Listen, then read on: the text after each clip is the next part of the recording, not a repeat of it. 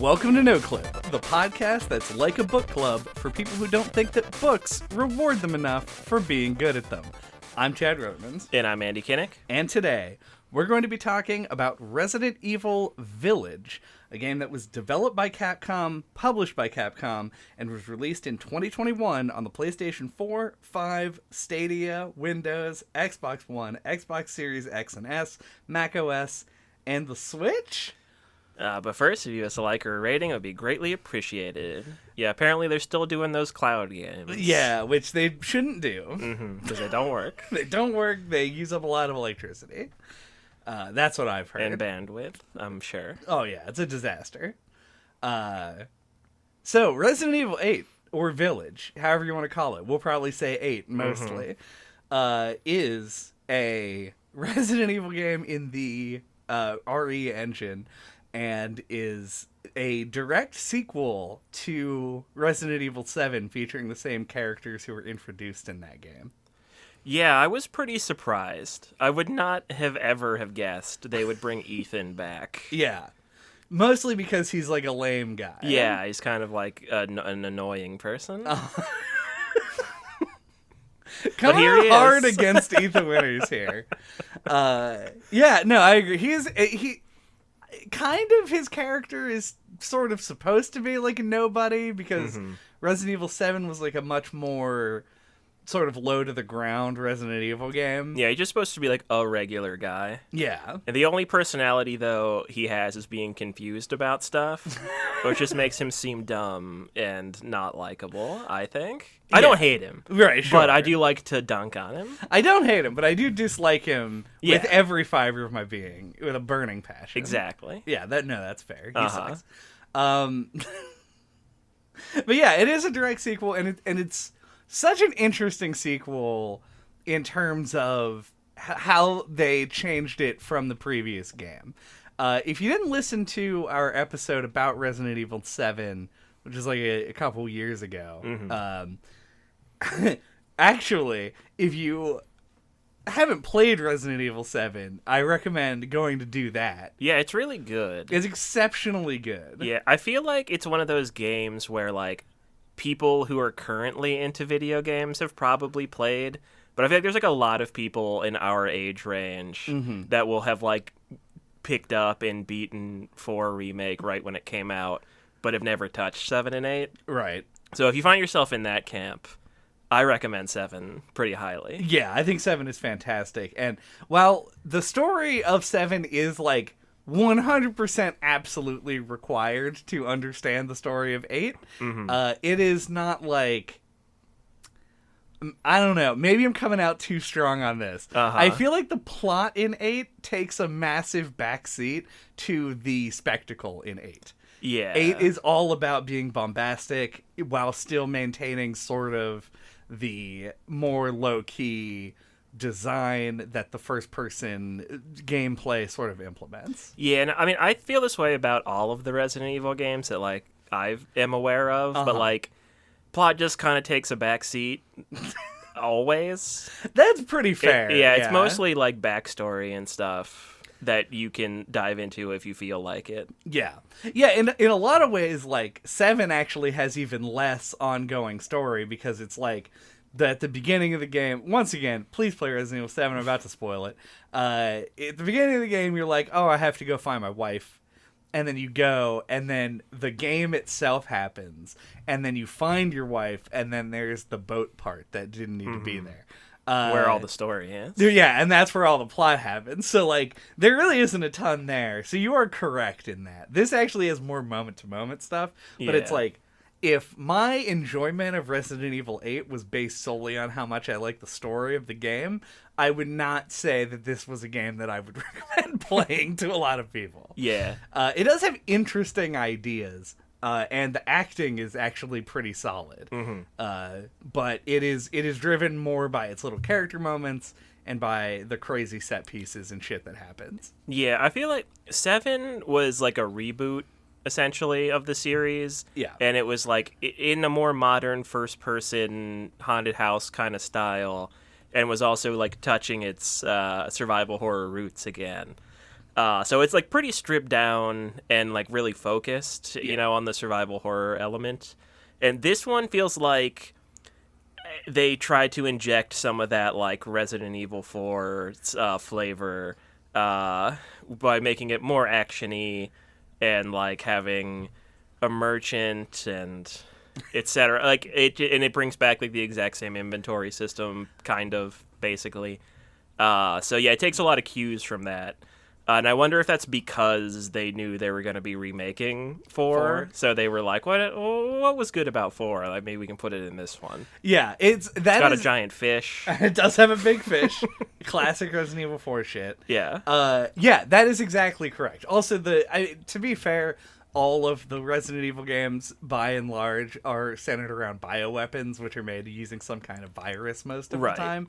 But Resident Evil 4 does have the plagas, which are implanted into people, and this one has the Kadu, which are also implanted into people.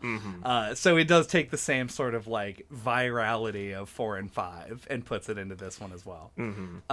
But yes, you were 100% %1,000,000% correct. You're 100% a million percent. Because I love that we did this game when we did, which, for context, we got a reputation among ourselves, not among anybody else. Yeah. For doing Resident Evil games too many times. We got self-conscious. Correct. And then we didn't do any Resident Evil games for, like, 4 years. And then we did 7 and now 4 and 8 this year. Which is still a lot, but I really like these games, so that's sort of why I keep pushing to have them to show up. But yeah, I love that we did it when we did, because the Resident Evil 4 remake just coming out, we got to see them remaking 4, and then the game they released 2 years prior where they tried to remake 4 with a different coat of paint, right? Like, this is a very much like Resident Evil 7 was, let's see if we can recreate the magic of Resident Evil, and then Resident Evil 8 is, can we remake the magic of Resident Evil 4? It is more action-oriented. They did include a merchant. All of the stuff is correct. There's gun leveling up systems, and, like, fucking weird shit that you pick up and, like, trade in, like, treasures and shit. Yeah. There's all that stuff that sort of made Resident Evil 4 what it is. There's an attaché case again that you have to manage. So yeah, it's very transparently inspired by Resident Evil 4. Which I feel like it was a logical thing to do. Sure. I wish they had done more games in the 7 style before going to this. Yeah. But it's something they could always go back to. Yeah, obviously nothing is stopping them. Yeah. But yeah, I feel like there was just something in the air that when they made this game. It was mold. That was mold. But not like the kind of mold. Life imitating art in this case. Yeah. And this game is just a very Resident Evil 4-y kind of game. Yeah, but it does end up being my least favorite of the two. Yeah. Just a very different approach this time. Yeah. But yeah, I think that's probably where we should start off, I guess, with just sort of like how the change in the philosophy of the game from 7 to 8 is pretty evident, even though the controls and stuff are pretty similar. This game starts you off with a very village-like. Well, I mean, it's even called Village. The game is called Village, yeah. And the first game in 7 is called Biohazard, which is a reference to the first game, or just the series in Japan.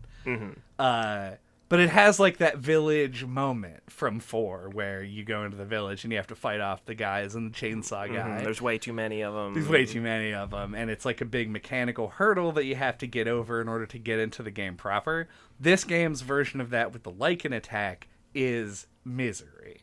And I think because I want to say I do like this game, and I would recommend people play it, but if you do play it, just know that you have to get through the first bit of it before you actually get into what makes the game special. Yeah. Because that first part is fucking nuts. I don't remember it being that bad. Like, I didn't, like, love it or anything. Right. But, like, I don't remember it standing out as sucking. Now, I played this game on release, and I just played it again, and I played it on hardcore, so like a step up. I played it on normal originally. And on the harder difficulty, I genuinely don't know how they expect you to be able to beat it. Like, I think you're supposed to run away and just block and stuff, but there's like a million billion guys. And so I eventually just loaded a New Game Plus save so that my weapons were upgraded.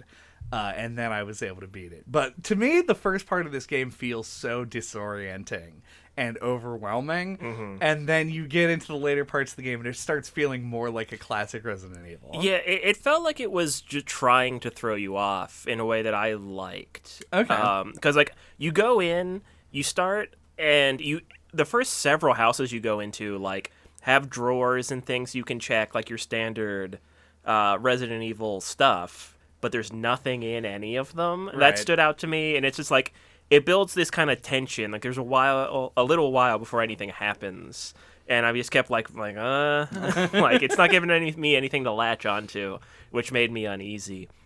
Which I thought was effective. Yeah, I don't know. Like I guess it's like a less well executed though. I think version of the Resident Evil 4. Start. Yeah. You just kind of like it kind of encourages you to hold up in this one building. You can like pull a bookshelf in front of the door and like, slow the zombie or the lichens down from getting inside. But yeah, I don't know. I feel like because it starts you kind of backed into a corner, and I think that does make it a little harder. Yeah. It is. I'm glad to hear that perspective. I may have even shared it when I first played the game. I know that this time playing the game, I was very frustrated by it. It felt like it was a little bit too overwhelming. Playing it on standard, like I didn't die. Okay, I just did it. I died like 7 times before I switched to New Game Plus. Okay, that does sound bad. Yeah, then I got it on the first try. On standard, it felt fine. Yeah. I mean, you're definitely better at this game than me. I would wager a guess. Not that I suck at it or anything.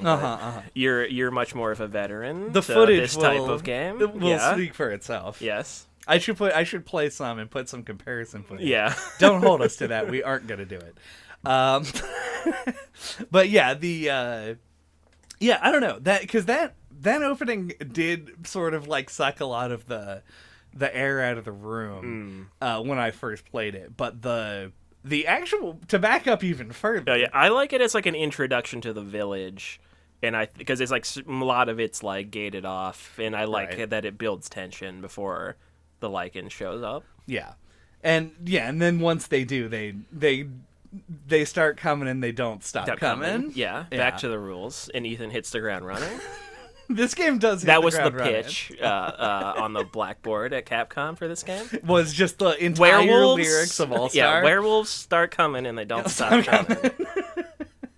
But to back up even further than that, to do the podcast in reverse for no good reason, I found the actual opening of like the cinematic opening of this game to be extremely provocative. There's the I'm glad that you did backpedal to this. Yeah, so I wanted to talk about it and completely forgot about it when making notes. So. Yeah, it opens with this like storybook thing. Yeah, like Coraline style illustration. I don't know if you would remember this, but it reminded me a lot of in Harry Potter and the Deathly Hallows movie. The film. The film. Okay, I've not seen this in many years. Yeah. The part where they tell the backstory of the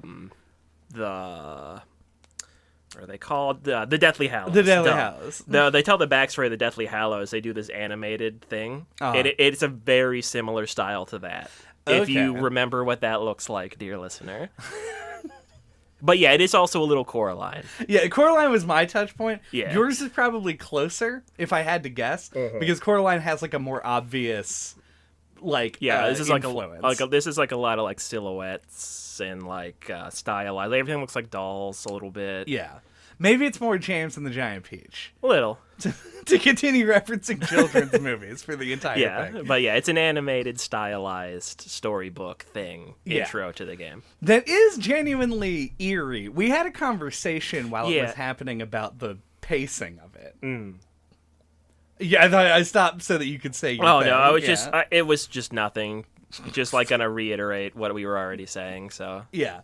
It is genuinely kind of eerie, but it has this, like, weirdly fast spoken dialogue, which we speculated was due to a translation thing, though I'm reasonably certain, after doing a little bit of research, that the Resident Evil games are written in English originally, or at least voice acted in English originally. Yeah, it sounded like the voiceover actress, or like her audio was being played at like 1.5 times speed. Yeah, like it was very strange. It was weird to see and hear. Yeah. So it's a really cool opening that. But has, then I think it like evens out as it goes on. Mm-hmm. Like, or maybe I just get used to it. It could be. I don't know. If you listen to this podcast at 1.5 times speed, you do eventually get used to it. Yeah. I listen to audiobooks at 1.5 times speed, and you do just get used to it. That's just like how people talk now. Yeah. And then you take your headphones off and it's like everything's in slow motion. But then you come out of it and it's this scene in the house. It's like 3 years or something after the first game, or 5 maybe. It's definitely one of those. And by the first game I mean Resident Evil 7. Right, the first Winters game. Yes. This is the winter of our discontent. Ethan is the Winters of our discontent. So like it's this scene in the house that's a few years after the events of 7 that makes like vague references back to it, and we're just gonna, you have a baby now. Her name's Rose. Yes. She's going to be a big plot point for the rest of the game. Yes. And you take her upstairs and put her in a crib, and then your wife is just like brutally murdered in front of you. Yes. Like it is one of those moments that is. Like, I am used to Resident Evil and its shtick. Like, I've played all these games, and not all of them, don't at me. I've played most of these games, and they do a lot of things that are, like, gruesome or gross or whatever, but this was the most, like, viscerally shocking moment I think that I've had in a Resident Evil game. And it was genuine. I just wasn't expecting it at all. And it was genuinely surprising and shocking, and I really liked that part of it. I thought that the intro felt really strong because of that juxtaposition. Yeah, I feel like that should be my reaction to it as well. But I feel like Mia as a character only exists as a vehicle to have violence inflicted on, because I feel like that was all that happened to her in the first one. Yeah. So it didn't really affect me, like, at all. There's, like, a TV tropes page for a thing called, like, putting someone in the refrigerator, which is weirdly a reference to Blackest Night, the weird crossover comic that DC did. Yeah, like, my women in film class isn't helping me here, but I feel like that's probably a trope. A character that just has violence inflicted on them. Right, yeah. That is definitely two separate things. Because, like, the first game puts her in the refrigerator. Yeah. She, like, shows up, you find her, and then she is killed. She does come back later, but she does, like, they just put her, they're like, okay, now it's just you having to deal with that, and this is, like, your motivation. For, like, getting revenge on the Bakers. And then in this game, like, she does also get put straight into that refrigerator. But as if you look at the games as a whole, her purpose is just to accept pain. Yeah, but I mean, like, it would be, like, if it was like a movie, it would be really shocking. Yeah. You're just having, like, a regular day in the life of the Winters, and then he just comes, she's, like, pouring wine or whatever, and then she just gets shot in the head. Yep. And then a hail of bullets. Yeah. Which really took it from shocking to, like, a comedy moment. Yeah, I think they say later in the game that she took 5 shots to the head. Which is, from my understanding, a lot of times to be shot in the head. It sure is. Yeah. It sure is revenue. So, that is it's just like this thing, I guess. To me, I think maybe one of the reasons why I found it to be shocking is because to me, Mia in this game looks vastly different than she looked in 7.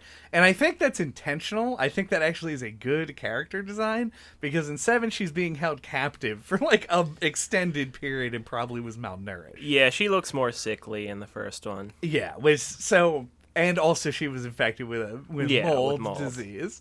But yeah, so I don't know. I think the difference made me not associate it as much with the first game. Yeah, I mean, And I think once again, by the first game, I mean Resident Evil 7. I feel like that's the intent, for sure. Yeah, it was super good intro. Then goes into the first part with the mechanical intro. Another similarity to 4 is that, like, you start after having, like, a car wreck. I mean, which isn't exactly the same, but like it's very similar. Like you have a car pulled off to the side of a road outside of a village, in a European country, and you're being driven by law enforcement. Yes, though in 8 less willingly, which is more realistic. So you end up running through. Also, a parallel to 7, you get jump scared by crows. Yeah, almost immediately. Ethan must hate crows at this point. But that's the whole, like, the first part of the game. To me, it is whiplash to an extent, because the first part of the game sets up the horror tone, which is what you expect from Resident Evil, especially hot off the tail of 7. And then the mechanical part comes in, and it is just, like, outlandly heads exploding. They're werewolves that like fucking crawl on all fours toward you. They do say that Ethan's had military training since the last one. That is true. He studied under the great Chris Redfield. Which is also what they say about Leon in 4. Because he was a cop and then got military training to become a special forces operative. Yeah. So they did, once again, parallel 4 even further than it was. Ethan further. But anyway, that's the beginning of Resident Evil 8. And it gives you... I think false hope to some extent, but also a good introduction to the new mechanics and how the game actually functions. Yeah, I mean, I kind of agree. I wouldn't put it as strongly as giving you false hope. But one thing, so I have something to transition into that I think you're going to find interesting. But to get into the rest of the game. So on the Silent Hill 2 episode. All right. You said as you were playing that it dawned on you that it had like Zelda style design to it, where you did like 4 dungeons essentially. Right. And I found myself thinking that about this game. And like, you know, I agreed with you, but it is funny to tease you about it because it is like an amusing way to make your point, to compare it to Zelda. But yeah, I found myself thinking that while playing this game, that it has more of like a adventure game design, or like an RPG kind of design, where it's like you have your 4 big bosses, and they all have their zones, and they have their dungeons, and you have to go and take them out. And you have like the village, which is like a hub for all of them. Like it feels way more adventure gamey than it does survival horror-y in like the basic framework of like how the game is built. You even get experience points in the form of cash, and you level up in the form of making your guns shoot faster. Right. And I'm not even talking about that stuff, but yes, that also strengthens the point, though. Yeah. Now, this is a lot more explicit than Silent Hill 2. I still think that my comparison in Silent Hill 2 is at least reasonably dubious. I think it's just a funny way to put it. Yeah. But you definitely are correct. I'm just that it's using like a similar structure. Right, yeah. It's to like a Zelda game. It's similar to like the 3-act structure in storytelling, where it's like there is a way of designing gameplay that just feels like a Zelda game. Yeah, where you have like Zelda, a hub. pioneered. Yeah, you have like a hub, and then it leads to specific areas with dungeons. Yeah, this game feels very much like it is intentionally doing that. Yeah, and also it's like more a Zelda obvious, game, it gives you the idea that you have a bit of freedom when really you have to get the 6-winged unborn key in order to actually access each of the areas. Yeah, I feel like it had to have been on the cards at some point that you could do them in any order. Right. And I feel like that I don't know. I do like the way that the game is laid out pacing-wise. It's way more Resident Evil-y. Like, you had to get all the keys and all of the different things to unlock all the different passageways and stuff. Very true, yeah. Yeah, this game does... In fact, I want to talk about the village, but I kind of want to come back to it. Yeah. As you do while you play the game. You come back through it. Exactly. Let's jump into the first zone, which is Castle Dimitrescu. Right, the heavily publicized Castle Dimitrescu. Yeah, this is the most, this is what people think of when they think of Resident Evil 8. And it is for good reason, honestly. I was shocked that it was the first thing you do. Yeah. Because, it's so heavy in the marketing that I thought, I'm surprised, this is, getting ahead of things, but, that the, zombie virus thing in this game is the same mold infection as the first one. Because, I thought because the whole vampire thing was very prevalent in the trailers. I was like, oh, it's going to be like a bloodborne virus this time. Right. Because there's vampires and werewolves. They're going to be like a gothic Van Helsing style thing. Right. That's just this part. It's just the first part. Yeah. And also, they're flies. Yeah, it's also, I think that's explained. Yeah, there's some notes. Yeah, why bugs. Oh, because their bodies, they died. And then there was some kind of ritual to bring them back to life, and the bugs were all over their bodies. Yeah, they and then when they came back to life, and then became a weird bug. So simulacra. I guess, it became part of their body mass, which is insects. Right, which is why when you shoot them, they just turn into bugs. Yeah, which is cool. It's great. I love it. Yeah. But. But yeah, I was also surprised this was the first thing you did, but not because I was surprised it was the first thing. I was surprised that it wasn't the only thing. Oh, yeah. I really thought that the castle was going to be the whole game. Yeah. And there was going to be a bunch to it. It even kind of sets it up that way. When you get to the village, it's the village with a castle in the background. You think you'll have the village... And then it feels like that's just going to be it. Village and castle. Because that's what you're shown at the beginning. Resident Evil, village and castle. Yeah. Yeah, it does feel like that. And especially that opening fight in the village makes you feel like there's going to be a lot more in the village proper, which never really happens. It's sort of like that opening sequence, and then it just serves as a little... It's like a hub. Yeah. Which I liked, but it doesn't feel like a present enough part of the game to have been called Village. Right, the hub. It just works with the ILL. Yeah, the logo. Right, to make it 8. Yeah. In fact, the hub of the game realistically is the ritual site. Where you keep coming back to. Yeah, that's your Firelink Shrine. Right, and the village is off of that. That's fucking New Londo. That's Valley of the Drakes. That's Valley of the Drakes. It connects all the zones. And you go up to Anne Orlando, the castle, etc. But anyway, that's not what we're here to talk about. We're here to talk about Lady Dimitrescu. Right. And the fact that she was the dominant part of the marketing. Emphasis on dom. Emphasis. She was dominant in a lot of ways. Yes. To a lot of people, as it turns out. We are well past the cultural zeitgeist where we can just sort of drop jokes about her being a dommy mommy. But also, it was pretty funny. Yeah. As far as the internet goes, that wasn't the worst thing they've ever done. Very inspired design, though. Agree. Making her this huge vampire lady, but she's also got that Kate Winslet in Titanic, nice dress and big hat thing. Right. She was classy.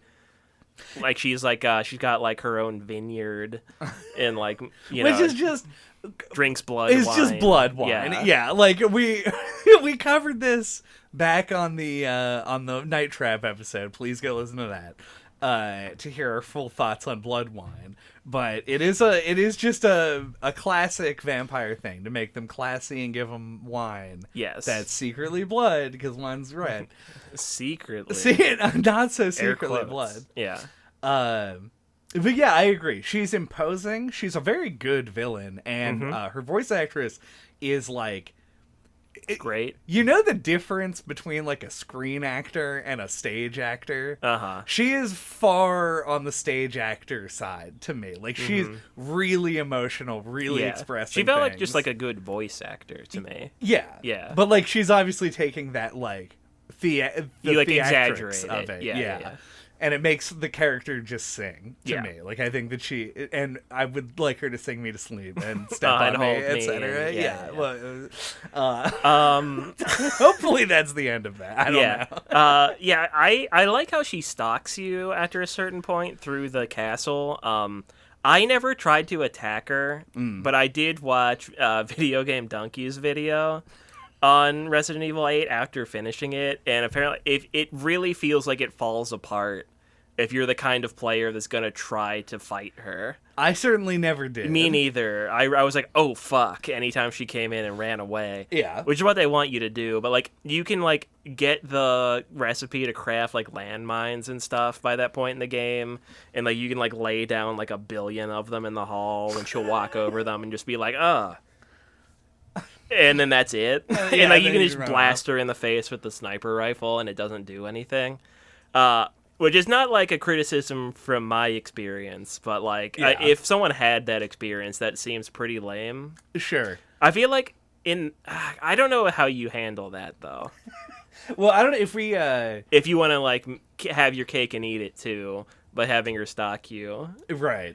Yeah, if you listen to the last episode, I talked briefly about the remake of Resident Evil 3, Nemesis. And one of the main features of that game is an unstoppable character that stalks you. And I think that part of the reason why the remake of 3 got a negative reception was because they kind of did that. They sort of encouraged you to interact with it. And because it is unkillable or undoable, it feels unrewarding, and it feels less scary once you know the mechanics of it. Yeah, I feel like the daughters, though, feel like they fit in a better middle ground, because like if you try to shoot them, they turn into bugs and like fly away. Yeah, there's like an explanation for it. Like so they feel more ethereal. And we can later talk about Moreau and how the fact that like he shows up multiple times, but they never give you the option to shoot him until his boss fight, and so it doesn't give him this impression of being invulnerable. Yeah. And then you take Dimitrescu. Well, I mean, she's a vampire. It is kind of explained that you have to make her vulnerable with sunlight. Sure, yeah. Well, that's more the daughter. She expressly transforms before you're able to actually do anything to her. And I don't think that it is sunlight related. She has like regenerative whatever abilities. Mold from stuff. The mold, yeah. But anyway, I think it's supposed to be sunlight, right? That makes her vulnerable, because you do fight her outside. True. But anyway, yeah. It landed for me real well. I was scared of her. Oh yeah, for sure. I never tried to fight her either. Yeah. Just wanted to bring it up, I guess. She's a very good stalking character. Because she's so huge. She's giant. Yeah. And that works in multiple ways. She has to I love how she has to bend down to come through the doors. It's very imposing, yeah. Because she has to bend down, it pulls its weight in two different ways, because it does make her more imposing, but also it provides a mechanical way for you to get away from her by crossing into different rooms and making her take the time to have to stoop under them. Yeah. So that there's actually like an in-universe way to get away from her, which feels more like you figured it out. It's more rewarding for the player. So yeah, big, huge fan. And the puzzles and stuff that are in this are the most classic Resident Evil that you see in the game for the most part. Yeah. It felt like after finishing the castle, it really made the game feel like it had weird pacing. Because like the castle is feels like so much more fleshed out than the two middle bosses areas. I do agree in terms of it being fleshed out, but I do now want to talk about House Bien de Vida. Well, yeah, that's my favorite part of the game. Good. Okay. It should be, and it is the best part. But it's very short. It's just like it's just a weird pacing thing. Yeah. That like that castle takes so long in a good way. And then the next two areas feel so brisk. Yes. I would say the pacing of this game is breakneck. Yeah. It would be the word I would use. Because it is like a very... it wants to get you from place to place. After it's shot its load with Castle Dimitrescu, it wants to move you along to the next thing, because this game is very set piece based. Yeah. Agreed. But do we want to say anything more about the castle though before we move on from it? I mean, up to you. I felt like it let you kill one of the three daughters too fast. Sure. I feel like it could have milked that feeling of like being stalked through the castle a little longer, because like once you kill one of them, it makes it feel less imposing, I think. Yeah, because you know that you're gonna get to another area where you'll kill another one. Right. Makes it feel more like a predictable pattern. I will also say I felt like the daughters just, I mean, very literally just do not have anything to differentiate them. So it just feels like three copies of the same enemy. Yeah. Which is a little bit video gamey and not what I would prefer. Yeah. But still good. I think the biggest problem is that the castle itself is not as big as it wants you to think it is. Yeah. So in order to milk that any further, they would have had to have made like essentially just more rooms for you to run through and stay away from them. But as it stands, it's like they kind of you have to do like a couple of puzzles while they're chasing you, and otherwise you like do that and then get them into a room and kill them. They're like sort of the progression through the game. So yeah, I don't disagree. I just think that it's like I feel like they wanted to get too many things stuffed into this game. Yeah, and it's like a 10-hour game. It's kind of incredible how much variety there already is. It almost kind of feels like initially the game was supposed to take place in the castle. Right. Like, and only the castle. But then they changed their minds. Because it definitely feels like it's had the most time and resources put into, like, for any single location. Yeah. Put into it. Not even feels like, really. Just like... Maybe the factory. Yeah, I mean, the factory's got stuff in it, but... Okay, we'll talk about the factory when we get to it's the like factory. less unique areas and stuff. Yeah. What I do want to talk about that dollhouse is the dollhouse. Yeah. House Bien DeVito. It is good. I liked it. What are we talking about next time?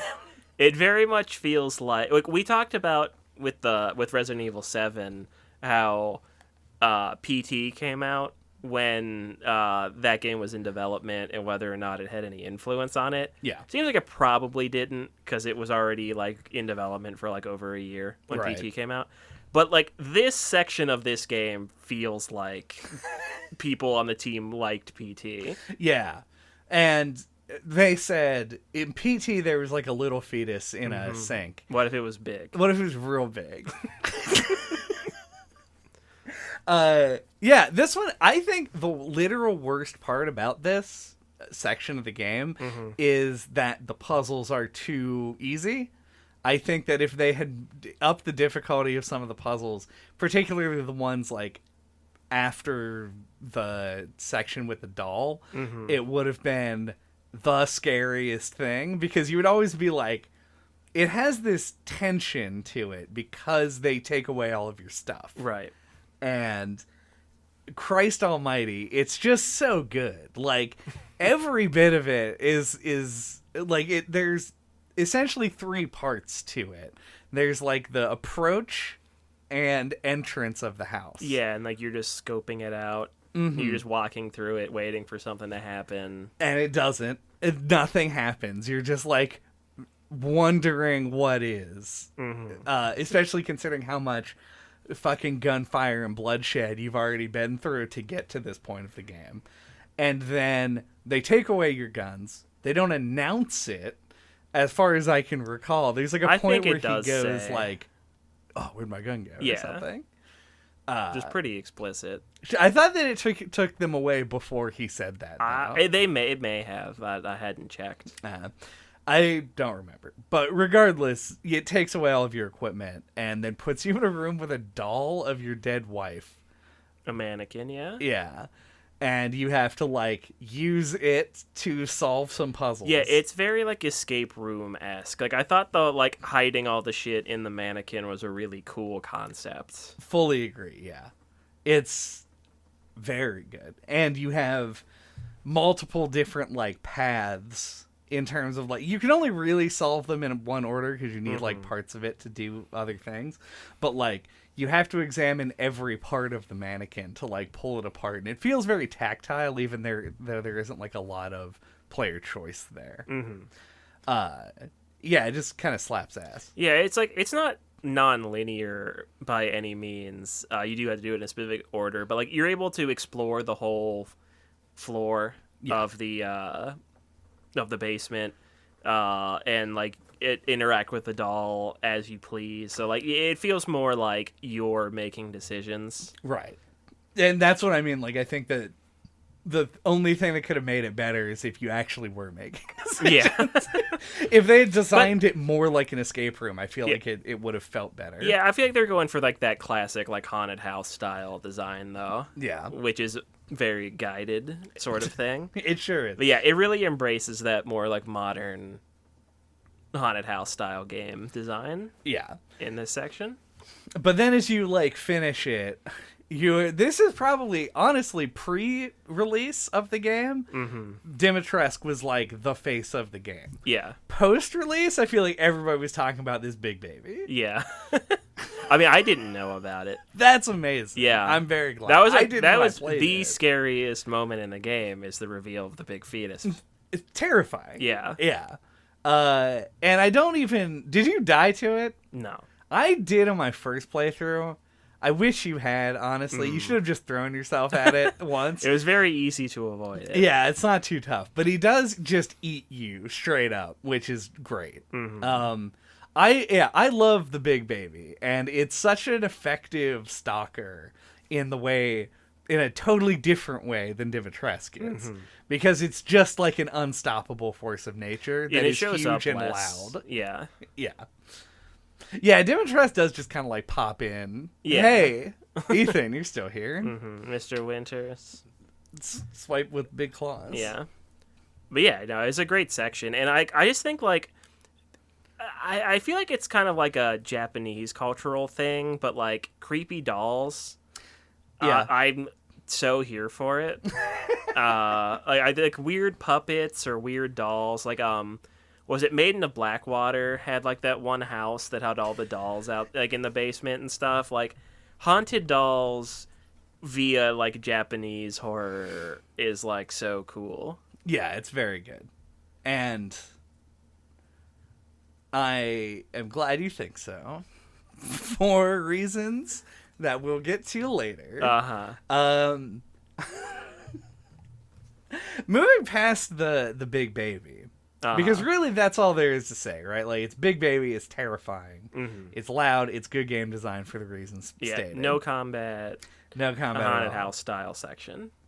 Do you want to veer off of the overall sort of like gameplay discussion and briefly just talk about this game and bosses? We can. Because I think that it's we didn't really talk about it in the Resident Evil 4 one, and Resident Evil 7's bosses were, I think, more like integrated into the zones. Like, they felt very appropriate for the times that they showed up, except for that weird cage match that you had to do. Right. In this game, this one is the best integrated, in my opinion. The boss of House Bienvien. Fuck it, who cares? I'm surprised you remember the names as well as you did. Dimitrescu and Heisenberg are the only names I could remember. I am. Moreau, and then... Moreau should be more memorable. It should be, but there's lots of problems with Moreau. For one, his back don't work. But in this one, you, like, exit your, like, hallucination. Or not really. You come down an elevator. And then there's just, like, a bunch of dolls everywhere, and the boss fight is just to, like, go and stab a particular one. Mm-hmm. I thought that was great. Honestly, it was a fun little mini game to play. Mm-hmm. But it's obviously the odd one out in a game where most of the bosses involve firing shotguns a lot. Right. How did you feel about this one in particular? And then we'll talk about like the Dimitrescu boss fight and everything. Mm-hmm. Yeah, I always I feel similarly about survival horror games and boss fights. I think they're really hard to do well, because you want it to be scary, but you also want it to be like challenging or whatever. You know, it's hard to balance. Like the goals of a survival horror game and the goals of a boss fight are kind of the opposite of each other. Yeah. So they're hard to do, and so yeah, I liked the doll boss fight. Like I was satisfying to have to like run around and find the correct doll while they're all laughing at you. There's like time pressure and stuff. Right. So yeah, I thought I liked it as a difference in kind of like this whole area. Yeah, the whole zone is that. But yeah, I found all of the bosses to be like solid. I don't say that I loved any of them, and I don't think any of them were bad. Sure. Yeah, I can kind of agree with that. I think that... Which is kind of like the best case scenario for me. Fair. In a survival horror, I think. Yeah. I think that I guess we will talk about it more thoroughly when we get to the chapter.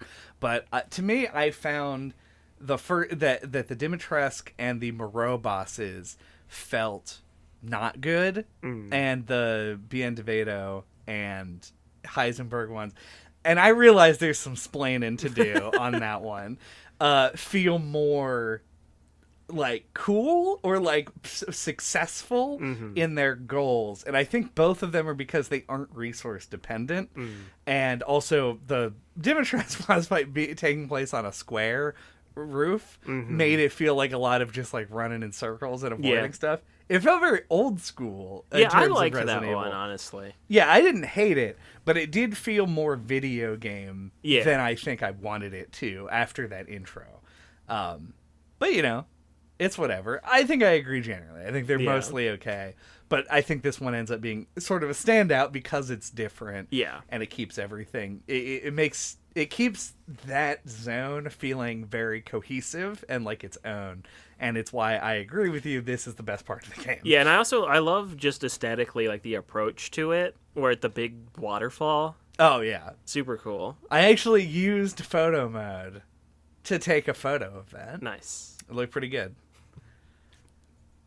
Also, I needed to get the photo mode challenge points so that I could find a model of a gun or some shit. I don't know. Let's come down from the mountain, from the waterfall, and take a look around the village once again.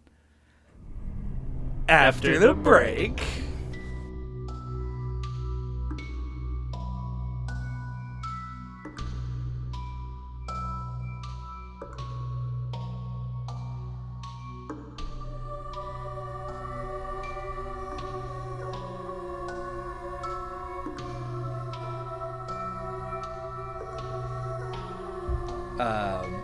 Welcome back. Good to be back. So I wanted to take a brief interlude here and talk about the village is what I'm going to say. The titular village. The titular village. But what I mostly mean is more the exploration and item gathering mechanics in the game. And I also want to complain about the map, as I often do.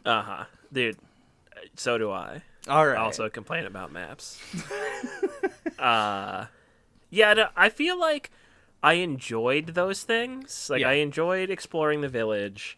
I enjoyed the little Metroidvania-esque, like, you find the wells and you need the wheel to get stuff out of them. You have to remember where they are to go back to them later or whatever, you know, sort of thing. But it all felt such like a brief part of the game. It felt like after maybe a third of it, you had the wheel well, you could go get the wells. It took like 5 minutes, you know, like, It felt like just less substantial than I think they wanted it to be. Yeah.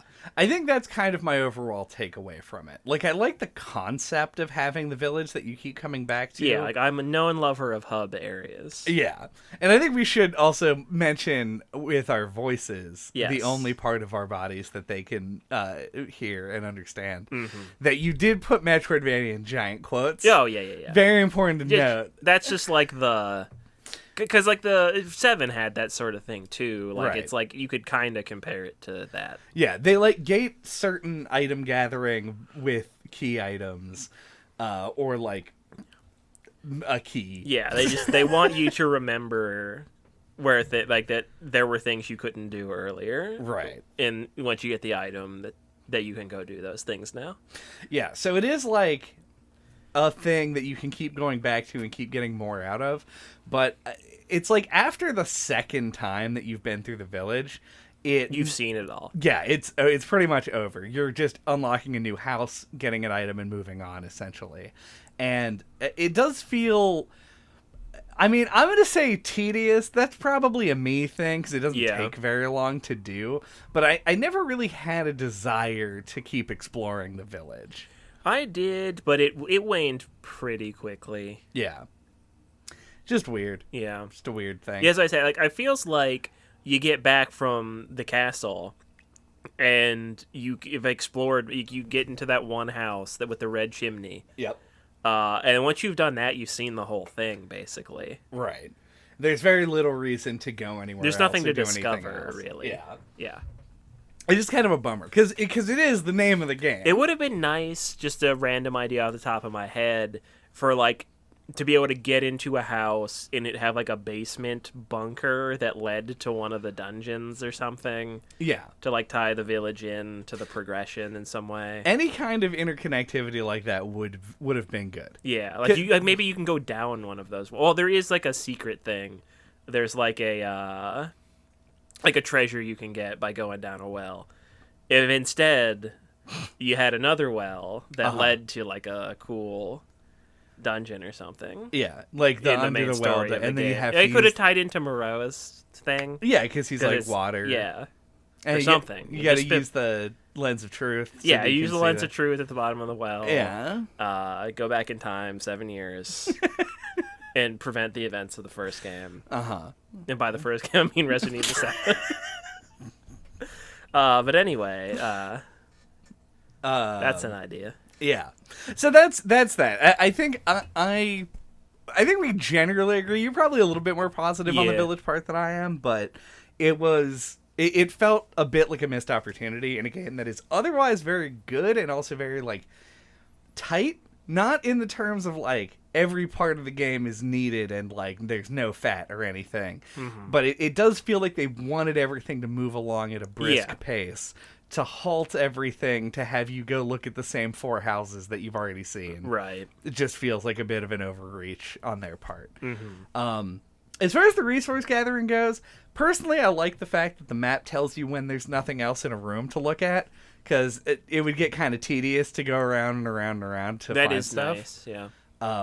And then there's crafting in the game. I'm not gonna like it because it's crafting for the most part. I don't always hate crafting systems, but like in most games, this one feels very, like, slammed in there. Because it does give anything that you can craft, you can also pick up off the ground, except for first aid meds. And you can find explosive rounds and shit as well. So it feels like it's just there so they could put more pickups on the ground without flooding you with resources. Yeah, and we talked about this on the Resident Evil 4 episode. It's like the same crafting system. Yeah, and I think it's one of the kind of crafting systems that I do like because it is simple. Sure. But it makes you pause the game and go like, go over here. Yeah, You're gonna make I'm fine with that. I think it fits in, like, a survival horror when, like, you feel like you need to, like, ration and, like, you know, like, you have to think about what you do with the stuff you pick up. Like, I think that works thematically. Well, and to me, that's the goal of the system. Like, it has been since this style of crafting was introduced in games like The Last of Us. Yeah, like, and I feel like I don't like it that much in The Last of Us, and I don't know if it's just the genre that makes me like it in Resident Evil. Right. But it wants you to feel like you're rationing and like you're making active choices. Like, do I make the first aid med versus do I make this thing that also Like uses chem fluid? like a mine or whatever. Exactly, yeah. But to me, it's just like, just drop less, put less breakable pots in the in the room, and then you won't have this problem, and I won't have to pause the game. Yeah, it's a good point. Like, you could just make them pickups, and you don't have to craft them. But I also don't like in survival horror games when you can pause the game, go into your inventory, and use an item without it taking time in the real world. Mm-hmm. I think that is, it's sort of a necessity for gameplay to a certain extent, but also I feel like it's becoming a relic. I think at some point we can move past it and actually have there be that tension of having to use the item. Yeah. Last of Us did it with the backpack system, where in order to craft something, you had to like sit there and make it in real time. Yeah, but this game doesn't do that. I don't know. I will complain about crafting on every single podcast that we do until crafting dies or I die. So I think you're going to die first. It seems likely. Yeah. One of the most popular games of all time has craft right in the fucking name. Mm-hmm. But yeah, so that's that. That's the whole thing. The map is strangely hard to follow to me. Oh. I might be very stupid, but I found that I think it's because you don't have a compass or a mini map. Whenever I close the map, I would not remember what direction I had to go. Yeah. That's my one complaint with the map that I can't reconcile. I did not have that problem. And I was very glad the game doesn't have a mini-map, because I hate mini-maps. Sure, mini-maps are a necessary evil in the games that include them, and in a Resident Evil, you did not need it. Yeah, I feel like that's what they should be, but like 50% of the time they're just in there anyway, for no reason. But that's a different discussion for a different time. Uh-huh. But I think that what I always do is I think of, when I'm looking at the map, like, which way is the arrow pointing? Okay, I need to go to the left. Sure, yeah. And so you just have to remember to think about that. Well, it's more like, so imagine being in the village, right? Mm-hmm. And you're like, I have to get to this house. And in order to do that, I'm going to have to go here and then there and then climb a ladder, then jump down, then make a left at this road. Mm-hmm. And you look at the actual 3D representation of the village called the video game that you're playing. Yeah. And you go, this doesn't look like the map to me. Or that's what I say. I think it's just like a skill. Map reading? Yeah, I think it's just like a thing that you can get better at if you try. And the ability to just open the map and check again does like hinder your willingness to do it. Yeah. So it's something you have to police yourself about. So I totally get it. Yeah. I just wish. But I feel like I'm like good at map reading, I guess, in that way. I feel like I can check it and then just be set. Well, as I am canonically 19 years old, I'm very unused to reading maps. Yeah. Video games are basically the only map exposure I've ever had. Mm-hmm. I will say, just like every other podcast we've done this month, I just didn't want to pause the game. I think it's basically what it came down to. That's totally fair. Yeah, it's just like, I gotta pause the game, look at the map again, and then unpause, make a left. Maps are like a weird. Like, that's one of the things that this podcast has really illuminated. Is map implementation is tricky. It sure is, and oftentimes it is done in a flawed way. Yes. We should make a map playlist where we have any game that we talked extensively about a map on it. Okay, moving on. Yes. Moreau. The Island of Dr. Moreau. The Island of Dr. Moreau. The Fishman. Mm-hmm. That's what that book was about.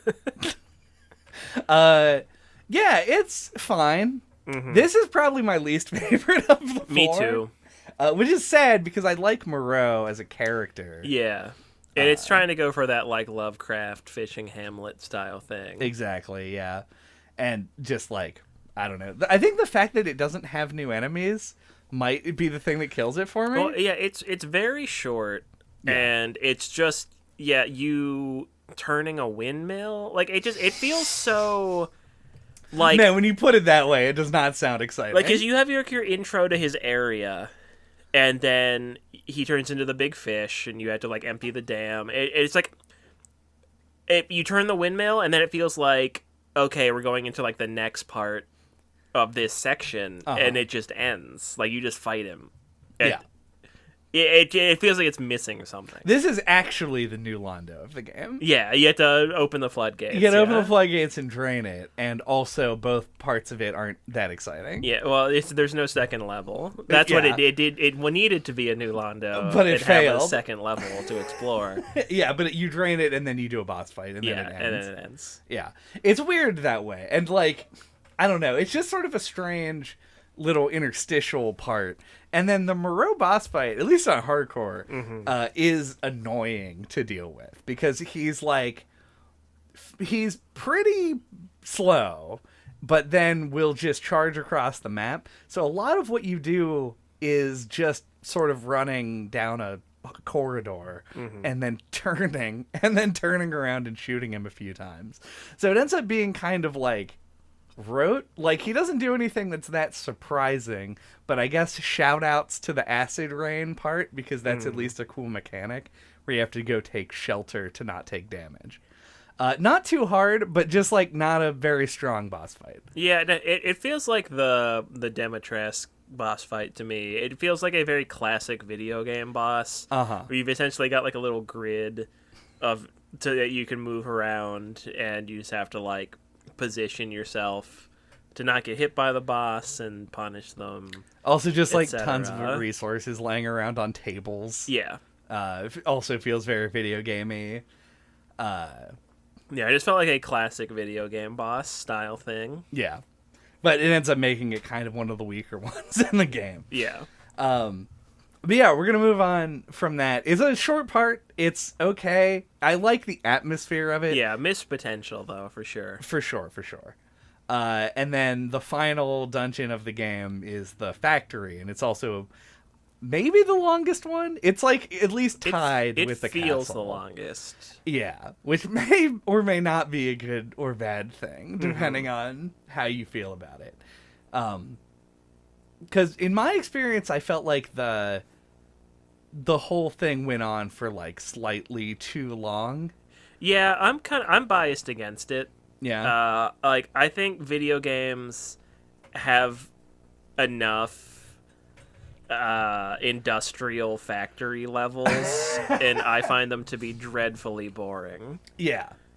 And this even does the Half-Life 2. This is a minor spoiler for Half-Life 2, but there's also a situation where you like look up at conveyors of like hanging bodies, and it's just more effective in that game from 15 years ago or however long that was.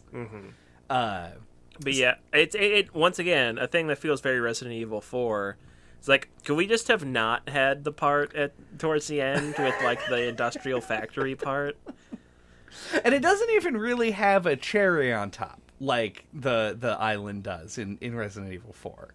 Like, the fact that game ends there and has the final boss and also has a few areas that are genuinely very good, this feels very medium all the way through the dungeon. Yeah. It has the propeller head fight, which is kind of funny. Yeah. But it is also, once again, just this is a boss fight you've done before. This is a bull type boss. Yeah. Where you just dodge him and he runs into a wall and you shoot his back. Like, it's not uncommon.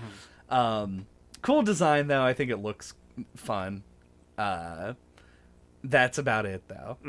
It's just kind of an unexciting level, and also the fact that there's like the Duke is on an elevator. Yeah, I actually like that. That's a cool idea, but it like really makes you think like, oh god, is this gonna be like a really sprawling thing where you have to like go to different levels? But no, not really. You kind of just do it in order. You have to go back and forth a couple of times. But... yeah, you had to like make some keys. Yeah, in the cast machine. But yeah, what I do want to talk about is that this game has a mech fight in it. And it's really confusing. So of all of the characters, there's like 5 major antagonists in the game. Mother Miranda, who's the primary. Right. And then Dimitrescu, Moreau, Bien DeVito is represented by Angie the doll. And then Heisenberg, who is like very obviously the odd one out in the group because he's like a dude with like rounded John Lennon glasses. He's Magneto. And he's Magneto. Yeah. And that power isn't even like, it's like a vampire, haunted dolls, Fishman, Magneto. Yeah, Van Helsing, but with Magneto powers. Right. He like attacks you with a cool hammer. Like he feels like a very like a steampunk boss. He feels character. very Bloodborne. Sort of. But like Bloodborne if it was set like 100 years after it actually is. It's like he's a strange character that feels out of place. Yeah, I think there's like a file on him that says his organs function like an electric eels or something like that. Weird. Yeah, that's like why he has the ability to manipulate metal. Yeah, I guess, the mold gave the Bakers very similar powers. Yeah. Nobody turned into a spider except one of them, but like... Oh, she turned into a fly. Yeah, there's like a lot of weird shit that happens, but like, generally speaking, they were like super strong, very durable, and creepy. And this one was, straight up is like the Avengers. Yeah. And he does feel like the odd one out for that reason. But his boss fight is so bizarre in the context of everything else that's been happening, but then also feels at home in a game that's trying to be more action heavy. And it falls in that spectrum where it's a lot of decisions that really have to pay off to make it good. And I feel like none of them did, and it made it good anyway because it was so bad.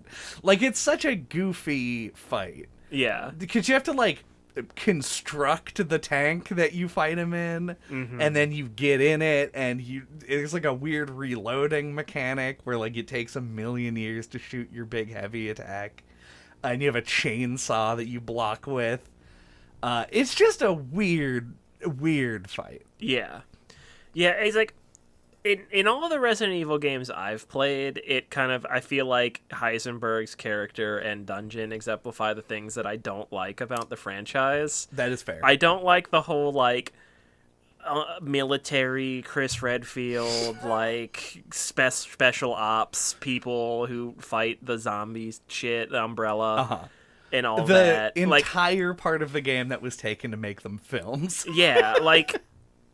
all that stuff, I just feels like it feels so forced in there. It felt like more natural, I'm sure, in some of the games, but like something like Resident Evil 4, it's like it's a cool survival horror game, and then at the end it's like a military shooter.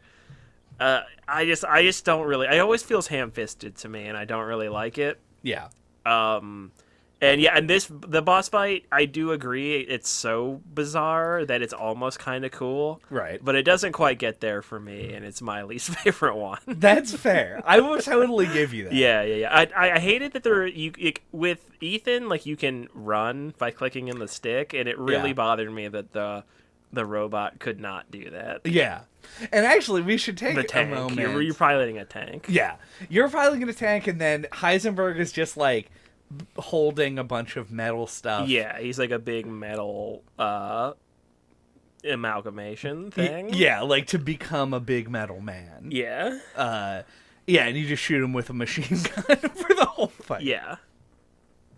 And I like you gotta blast his weak spots. Yeah, 100%. I would say this either works for you or it is like the worst.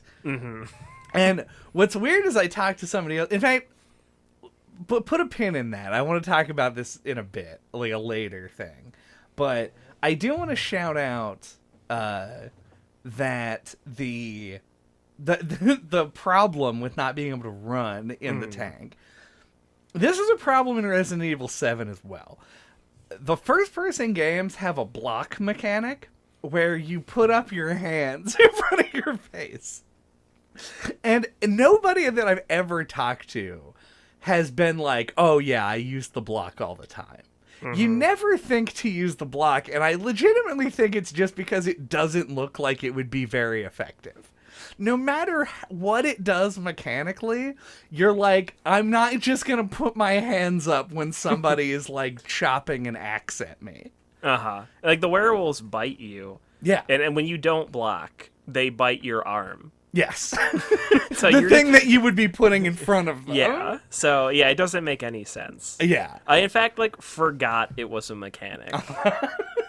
And I watched a review earlier today that talked about like how that mechanic is like good. Yeah. And it seems like if it's something you do take advantage of, like it does like add to the gameplay, but I agree, I think it's super unintuitive. Yeah, it is good, and I had to fucking remember and actually use it because I was playing on hardcore, which is harder than standard. But it does reduce damage a good amount, and it prevents you from getting grabbed. And you can do like a counter attack. Yeah, you can push people away after you do it. So it is like a useful thing, but I wouldn't call it a good thing because they made it look useless. And I think that is a genuine problem with game feel that was bad in 7 and continues and is worse in 8 because it's more combat oriented. So yeah, I find that to be a legitimate, albeit kind of minor issue with the game, is that I think that they don't do a good job of selling the block. Yeah, so I would just use the run button in combat almost like it was a dodge. Right, to just get away from to get out stuff. of the way of stuff. Yeah, it's weird how they managed to goof that one right up. Yeah, then the game becomes an actual military shooter, and you're Chris Redfield, and you shoot things with an assault rifle. This did nothing for me. Yeah, it doesn't really do anything for me either. Or it probably even less because I just am not like a big Resident Evil guy. I like all the ones I've played, but I've not played them all. I don't know the lore. I've only played like 3 of the games. Right. But I don't know. I feel like I was fine with this part though. Like if you're gonna go for it, go for it. Like I'd rather be Chris Redfield with 1,000,000 ammo, running around just like blasting zombies than be Ethan, like with 1,000,000 ammo. You know, like you know, like I'd rather be the military macho man if we're gonna do it. So right, you know. And to be fair, like it does. Its goal in this is to show like how ill-prepared Ethan actually is. Yeah. And like how unlikely his success is supposed to be. Yeah, it drives home the survival horror aspect of it. Right. But it does it by putting you in the driver's seat of a man who punched a boulder into a lake of lava. Yes. Which is it's such a weird tension to me. Because like I get what they're going for, but to me it never really felt like it landed. And I think a lot of it is because you're doing it. Yeah, I feel like they want to like let you play some of that backstory stuff that you read about in the other games. Right, yeah. Which isn't really a thing that the series ever super touches on. And like he was in Resident Evil 7 at the end. Yeah. I think it's fine, or like something I probably would have wanted to do too if I was on the team, to like bring him back in a bigger way in this one. Like if we're gonna have him, like I put him in the game, you know. Right. But yeah, I don't know. It is kind of weird. Yeah, he's on the cover of the game. Yeah, like, which I think is strange. It's real weird. Because it makes it look like he's going to be the villain, if you look at the cover.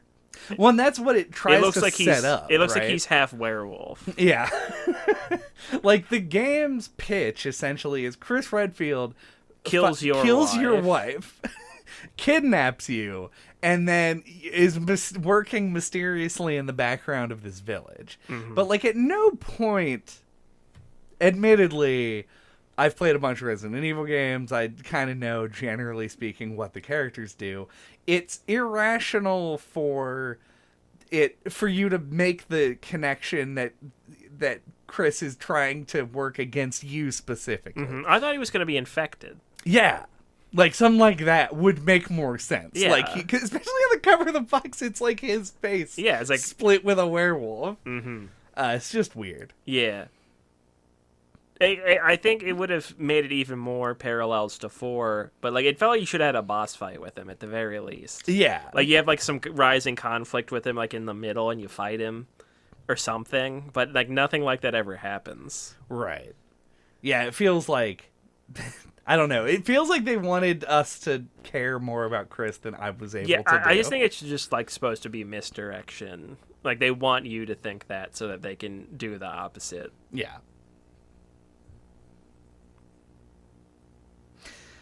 What did you think about the final boss with Miranda? I mean, before we get into that, Okay. I would like to talk about the story reveal that Ethan is just made of mold. Oh yeah, we should talk about that. Because like I feel like they like foreshadow it at the beginning of this game. Because like I was like questioning to myself like, is Ethan like an umbrella experiment? Like I feel like they set up something about it. Like you get chained up by the vampire ladies. And like you rip your hands out of the meat hooks or however they have, and like, you know, and like his hand, you see it again in like a cinematic or whatever a little bit later, and it's healed already. And I'm like, yeah. I feel like that's intentional and not just because they didn't want to model a different hand, Right. Like and that he's healed already. And it's like, what's going on with that? And then like right after that, he gets his hand cut off and he just puts it back on, and I'm like, oh, okay. God, They did want me to think that. The biggest missed It's not just opportunity me. Of all time is when he puts his hand back on, it still has like the cuff of his sleeve. I really wanted him to like put it on and like twist his wrist and then for that part to just fall off. It would have been a great comedy moment. Then the rest of the game he would have like a slightly shorter right sleeve. But not important at all. Yeah, and actually when you started the game, I don't even know if you remember this, you were like, doesn't he have like a fucked up hand or something? Yeah, I was like, is good thought. Is his arm still cut off, like in 7? Yeah. And it was like stitched back on? Yeah, he has like crazy regenerative powers because he is a mold man. And it's interesting that they do it as the way that they do it. Like it's a surprise, he's a mold man. He's also probably just gonna drop dead because of, you know, whatever cells and shit. Whatever that is. Right. And so at the end of the game he ends up like sacrificing himself, spoilers. Essentially to like get Rose out and Mia. And so but it's so really obvious that some fucked shit is going on when he reattaches his arm. Oh, yeah. In the very first dungeon. Like, I feel like they spoil it so early that you either have to assume something supernatural is going on, which you should, because it's a Resident Evil game, or you think that they're making the most on-the-nose criticism of video game healing mechanics ever. I think what they should have done, I thought this, like, when I had these initial thoughts, I was like, are his fingers on his left hand going to grow back slowly over the course of the whole game? That'd be pretty good. I was thinking about it. I was like, that would have been a better way to foreshadow that he's a mold guy than have his arm just get chopped off and then put it back on in the first dungeon. Like, over the course of the game, just have his hand grow back to normal. And, like, a lot of people wouldn't even notice that. Right. It'd be like the Wander thing. Yeah. Like how he gets more decrepit over time. That would have been way cooler. But I think it's interesting because I like it because I feel like it was planned in advance. Like, I think they had this in mind when they made 7. Agreed. Yeah. Because, like, it doesn't feel like a retcon. Right. And I think I like that about it.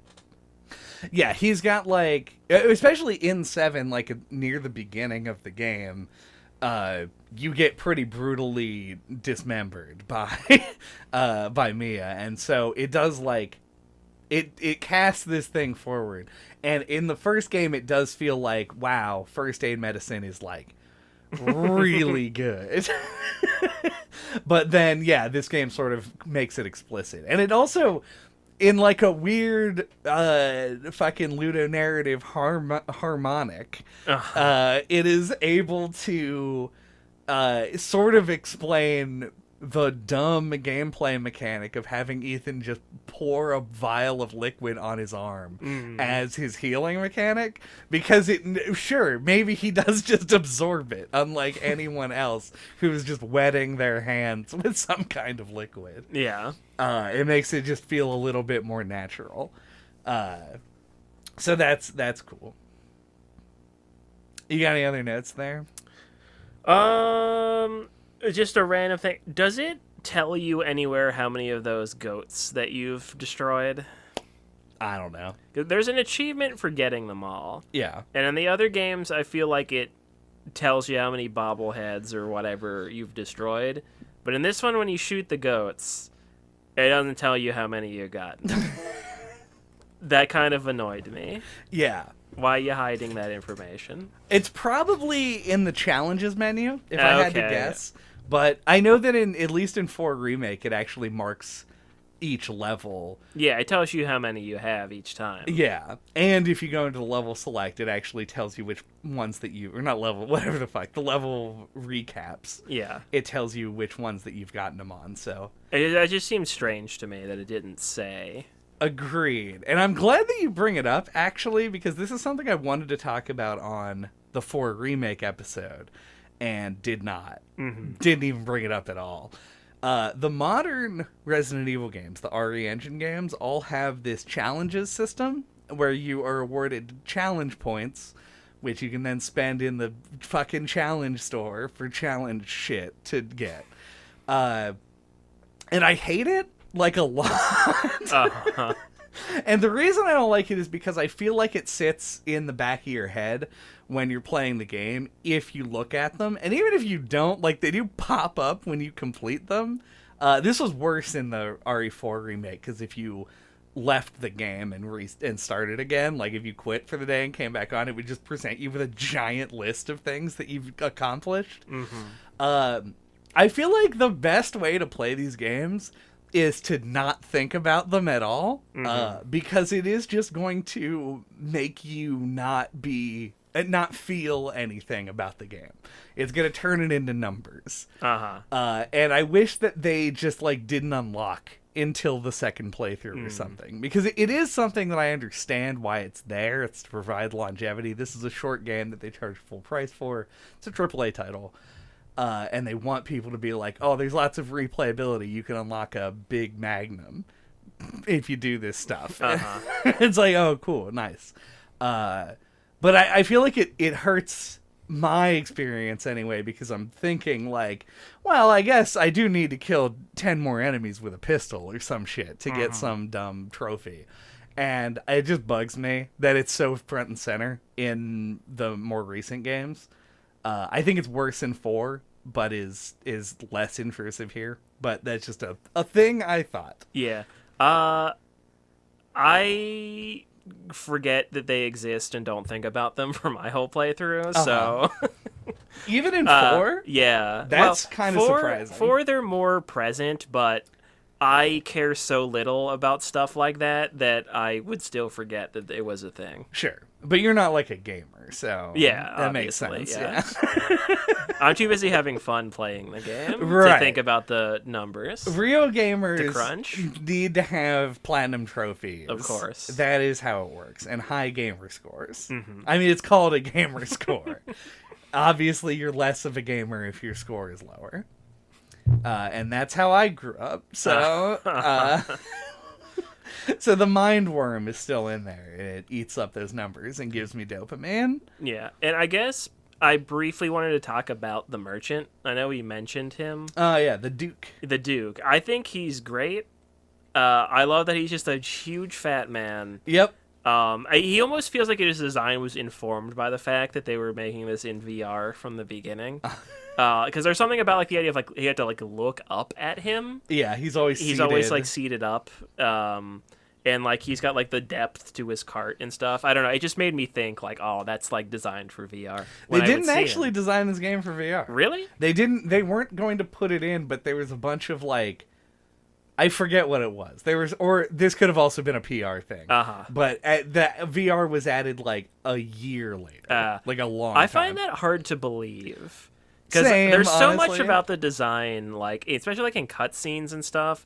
Like the first one, like the one that I mentioned earlier, where all the vampire ladies chain you up. Yeah. And it That wasn't a cutscene in the game. That was a porn that you watched. Yeah. Well, not the porno, the part in the game. Okay. It feel like there's something about like the way it's framed or rendered or something that just screams like this was designed to be viewed in a VR headset to me. Yeah. But anyway, regardless, this is all speculation. But I don't know. It has like the little VR icon. I don't know. I feel like it's like advertised that this is a VR game more. Oh yeah, and it is. Where it's like now, with for 7, sure. it feels like it was like an add-on after the fact. Yeah. But anyway, the merchant. Yes. But you can buy ammo in this game. I don't think you can do that in any of the other Resident Evils. That's true. I think. It seemed like something that like I thought that you would have thoughts on, because like it feels like similar to things in other Resident Evil games, but also different. Yeah. I just wonder what you thought about him. Yeah, the merchant. I mean, I think I have more thoughts on the economy than I do on the actual merchant, like the Duke himself. I agree with you. I think the Duke's design is very cool. I think that I like that he is the way that he is. He feels more like he's integrated into the game and the plot. Yeah, he's part of the game world, Right. for sure. Yeah, Way more so than the Resident Evil 4 merchant that he's clearly taking his inspiration from. yeah, Which is a shame, obviously, because the merchant is an icon. yes, But the Duke has this, like, he has insider knowledge, and he's more familiar with everything and is able to provide you with a goal and keep things going. So he's both the merchant and, like, your man on the inside. yeah. But my economy thoughts are are much more kind of weird, because I this game is clearly inspired by Resident Evil 4 and is trying to sort of like jump on the same path that game took, but it has way fewer guns in it, which is a weird thing to even mention, to be honest. But it's weird because the merchant still performs the same tasks. He sells you new guns and he upgrades your old guns. But because you're not making really meaningful choices about the guns, most people would start with the starting guns and then upgrade to the other guns and get rid of the old ones, or manage to. I think at the end of the game I had both the starting handgun and the 1911. But it's like you have fewer guns, so the price of the upgrades is more expensive because there's fewer of them, and the game has all of these like collectible things. You've got treasures and the crafting materials, meats so that you can give them to the Duke to increase your health and shit, and all of that stuff.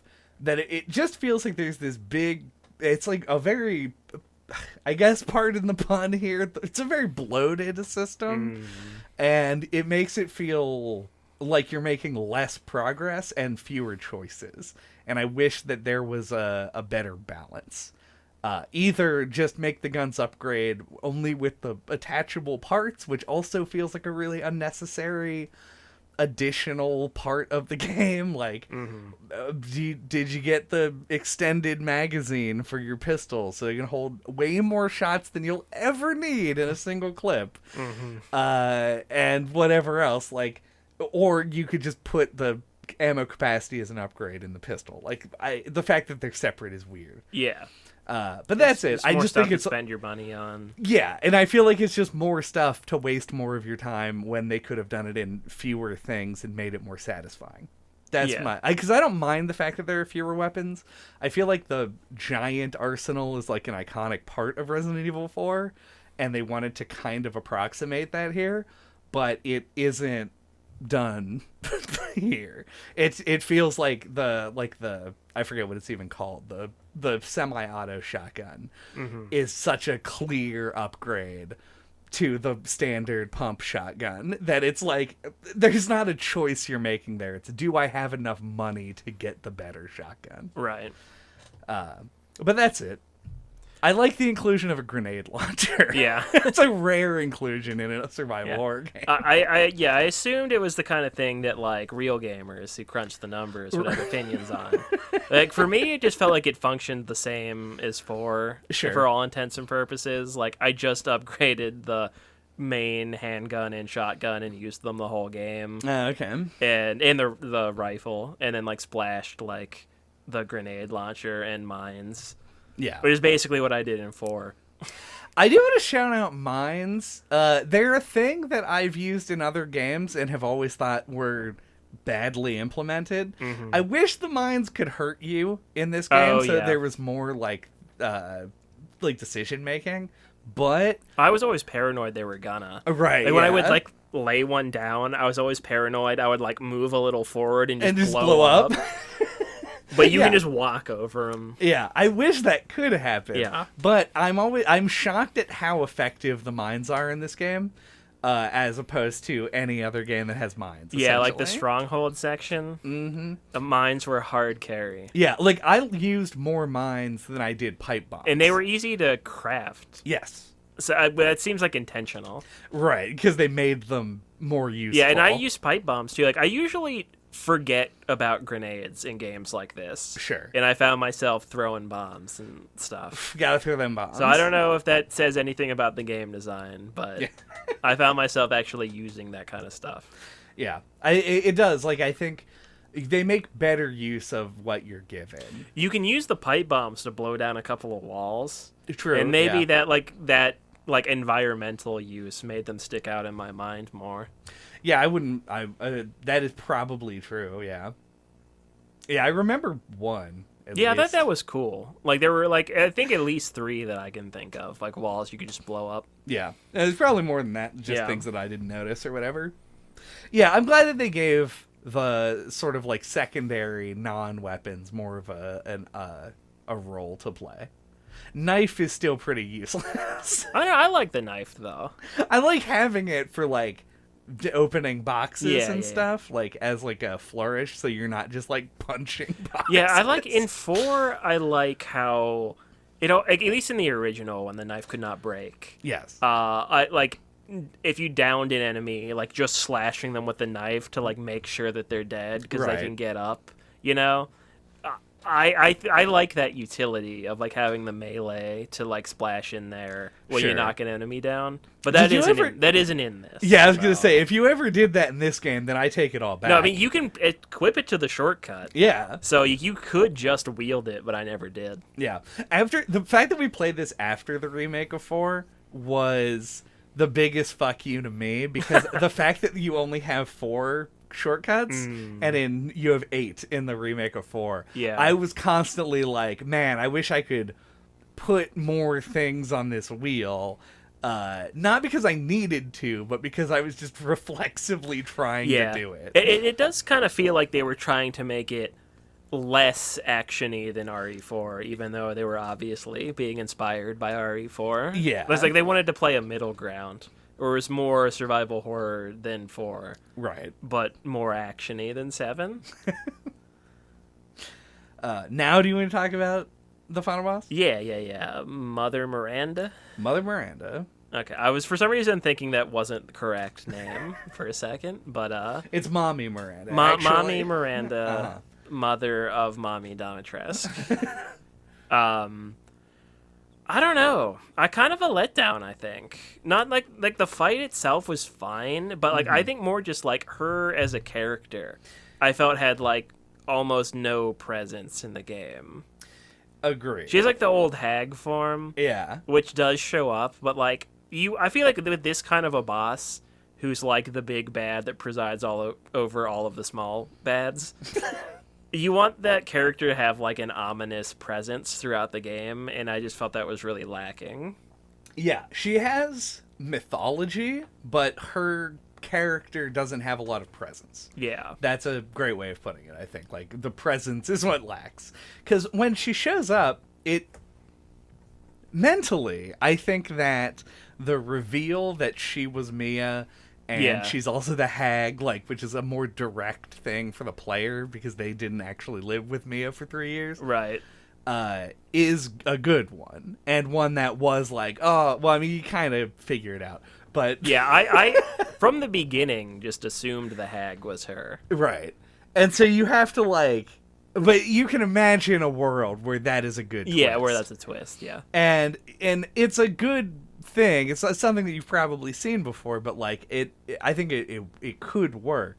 But the fact that most of the time when I'm fighting a big fish monster, I'm not thinking about Mother Miranda, even though he's yelling about her. yeah. It's Mother, like, am I doing a good job? exactly. Yeah. I'm not like, oh yeah, I'm gonna have to fight her later.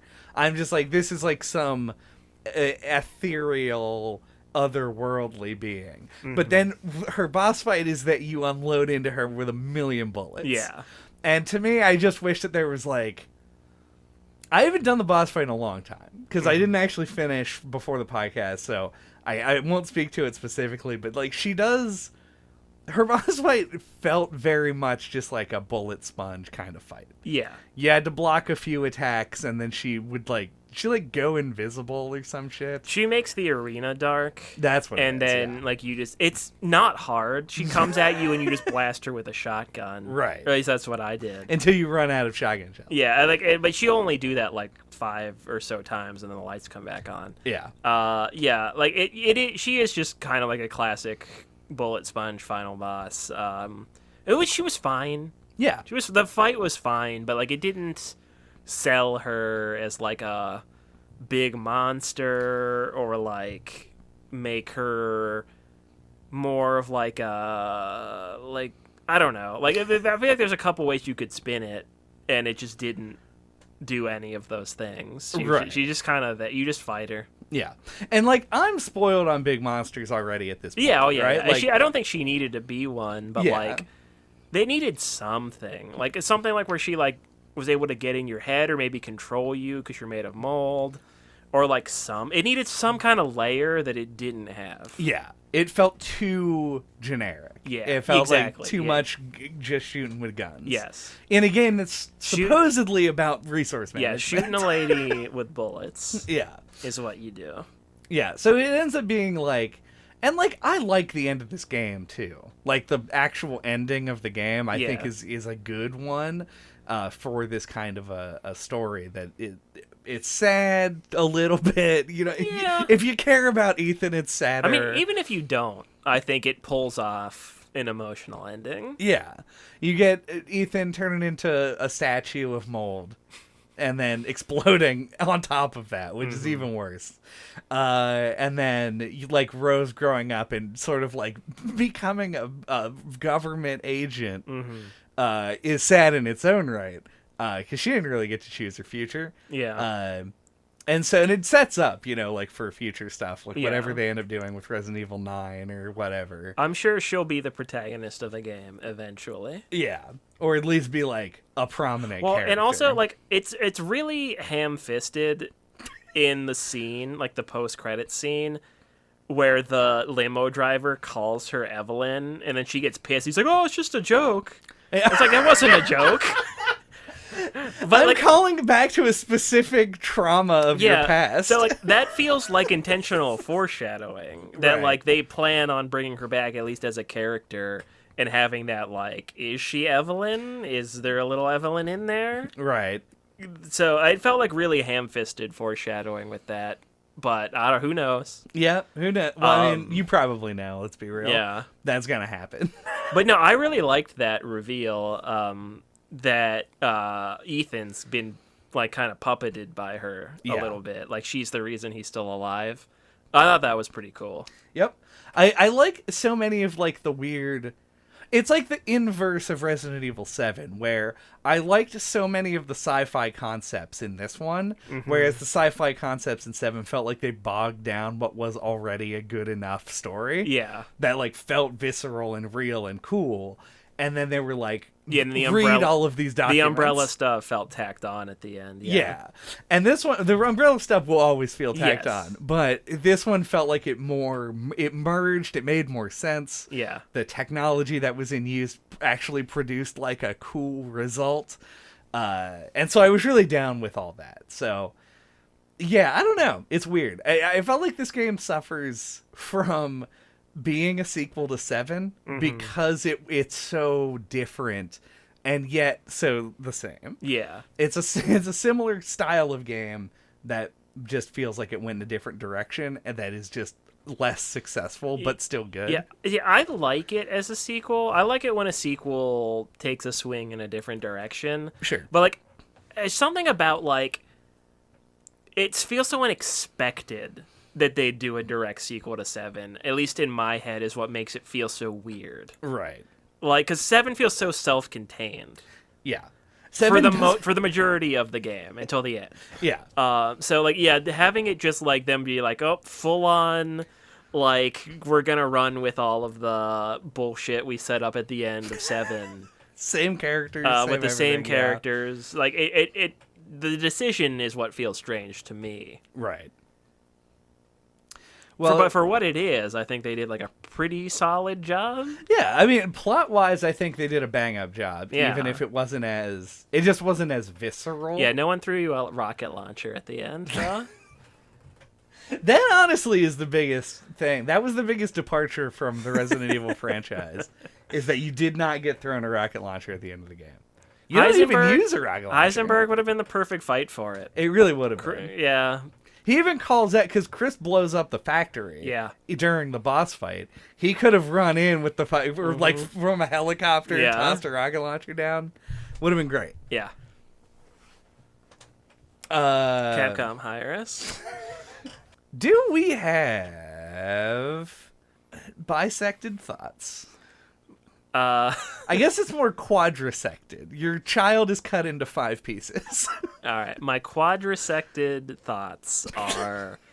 I liked this game, but I do have a note here that says, like, I liked the game, but it felt like there was something missing from it. And I think through the course of this conversation, I think I've come to realize that it's just, like, it's just not quite as cohesive as I want it to be. Like... There's I like the adventure gamey, as I called it, kind of structure of it with like the 4 bosses and them all having their own zones, being connected by the village as a hub. I think is all very cool on paper, but it does make the game feel a lot like it's stitched together. Like maybe each section had a different team of people working on it. There's some kind of element that it's missing. And it's hard to put your finger on it, but like I'll put forward cohesion as one of the things it might be. But I had a great time playing it. I think it's very brisk, and it keeps you moving. It's one of those games that it's easy to just kind of like, I don't know if binge is the right word, but like just kind of plow through it, and it feel very satisfying. You know, like I would have like, especially like in nowadays, like as an adult, like I would boot it up and only have like an hour and a half to play it and like be able to actually get through a bunch of stuff in that time. That felt really good. It kept me wanting to come back. So like I do think it's like a well designed game, but maybe just has like its hands in too many different jars. Or something. It's hard to put your finger on. Yeah. Like what about it isn't working, but there's definitely something. But and overall, all those jars have like a gross body part in them. It was a hard, I think, act to follow up 7, because I think 7 was so good. But yeah, it's hard to sum up my thoughts on. Yeah. Think it was really good, but I feel like I liked it less than I should have. There's something about it. And I will quit saying that over and over again and end my final thoughts by saying very good game, but hard to put your finger on. Hard to put your finger on it. Well, I would say that this is a very good game, but it's like hard to put your finger on. Exactly. Now, I talked to one of my friends, not really in preparation for the podcast. It was like a week ago. I was like, I'm replaying Resident Evil 8 right now, and they said that they felt like the game was forgettable. That was the word that they chose to use. And when playing it, it kind of made me think about it, and it rings I mean, I think it's harsh. Yeah, by a lot. I wouldn't say it's forgettable. Yeah, but it has a tinge of truth to it in that there are parts of this game that feel like they should not have slipped my mind, but did. Like, Moreau's boss fight against a big fish man, just blanked on it. When I think about Resident Evil 8, I'm not thinking about a mech fight, which is a thing that occurs in the game. This game, to me, very much is its first 2 dungeons, and then the rest of it is, like, just, it's still good, but just of a lesser quality. That's kind of how I feel about it. Like, I also really like this game, and I do think that this game's biggest flaw was being unfortunate enough to be a sequel to Resident Evil 7, which is, like, the high point of the modern Resident Evil franchise, at least in my eyes. And so it does feel like it's being overshadowed by its predecessor a bit. Otherwise, though, like, the game is fun. The guns feel good to use, which is important because this is a very action-oriented Resident Evil game, which you don't really get a lot. And I also really like the fact that it felt brisk and like it was moving at a pace that was so fast that I could get a lot done in a short period of time. I think when I played this at release, I finished it over the course of like 2 or 3 days. Like, it was a pretty short experience. And honestly, I thought it kicked ass. And I think that's probably, if I say something like Resident Evil 7 was a masterpiece, I'm talking about the atmosphere and the villains were really good and all of that stuff. And then when I say Resident Evil 8 kicks ass, I think you know exactly what I mean by that. Like, this is a game that's very punchy and has a lot of tropey, but, like, still very cool elements to it. And so I think it's absolutely worth playing. If you're a fan of Resident Evil, you've probably already played the game. But if you're not, I say go for it. I think it's a perfectly serviceable, better than most survival horror game that came out just a couple years ago. Mm-hmm. Thank you for listening to No Clip this week. What are we talking about next time? Well, as we all know, it's in Spooktember in July. We do 2 themes all at once. We finished our Resident Evil arc, and now we're doing our Ghost arc. Ghost Runner's coming up on Pocket, and then we're going to be talking about Ghostwire Tokyo. A game that was announced, and then nobody ever heard of it again. Yeah, I remember the trailer for it. Uh-huh. So something about it was memorable. But I remember thinking that it looked like kind of like generic or lame. Or like something about it just was like, eh. Yeah. I'm really excited about this episode. But yeah. Like, actually, it seems like an interesting game to actually play. Yeah. Now that I have the podcast to make me do it. Uh-huh. I have many thoughts about the game, and I'm excited to share them with all of you. So be back in 2 weeks for that.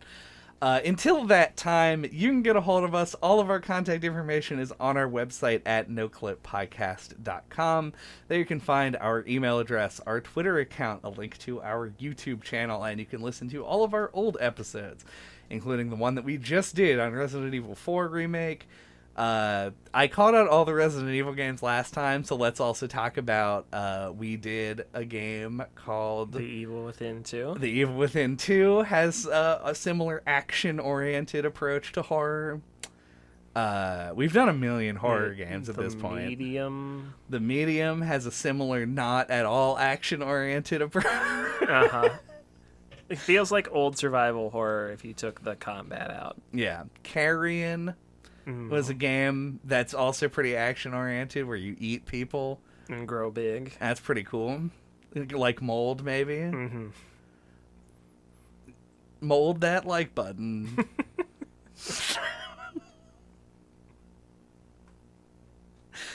Don't shoot a rocket launcher at the subscribe button. Chop off your right hand. In the comments section. This game doesn't do a lot of that. Do. Fight off all the werewolves in the comment section. Yeah.